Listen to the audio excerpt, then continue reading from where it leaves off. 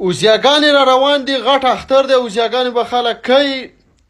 خو په کم څاروي کې چې دا قسمه نښې نښانې ښکاره شولې نو هېڅکله یې مه خورئ.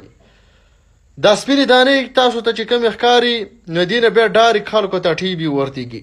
دا ویډیو وګورئ او مخکې ضرور شیر کې ډېره زیاته نه شیر کوئ.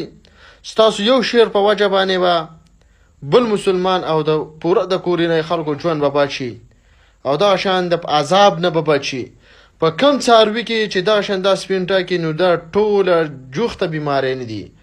او بله خبره دا ده چې نن سبا خلک څاروی واخلي ښه روغ څاروی واخلي ښه روغ څاروی او چې کور ته یې بوځي بیا په خپو او یا خوراک نه کوي ګوړي.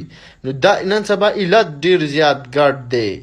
نو دغې ته ورڅخه خیال کوئ. که چېرته د 2 ورځې ضمانت کې بوځئ، که چېرته مثلا ته ورته ته نشي یا داسې قسم ستن کړي یا داسې سپری پرې کړه چې د هغه د وجود یې په دغه ټایم کې درد نه کوي، خپه لګوي، بیا چې کور ته کله لاړ شي نو بیا دغه شان هغه خپه نشي لګولی. علت بیماري چې نن سبا ډېره په ټاپ ده.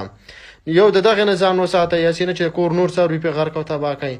او دویمه خبره دا ده چې په کم څاروي کې دا نښې نښانې ښکاره شولې دې نه ډایرکټ ټي بي بیا بیماري ورځېږي چې ویې نه خورئ یاسې نه ځان نه کار ونه ګورئ. دا ویډیو شیر کړئ. ستاسو یو شیر په وجه به د دنیا خلکو به ژوند بد شي.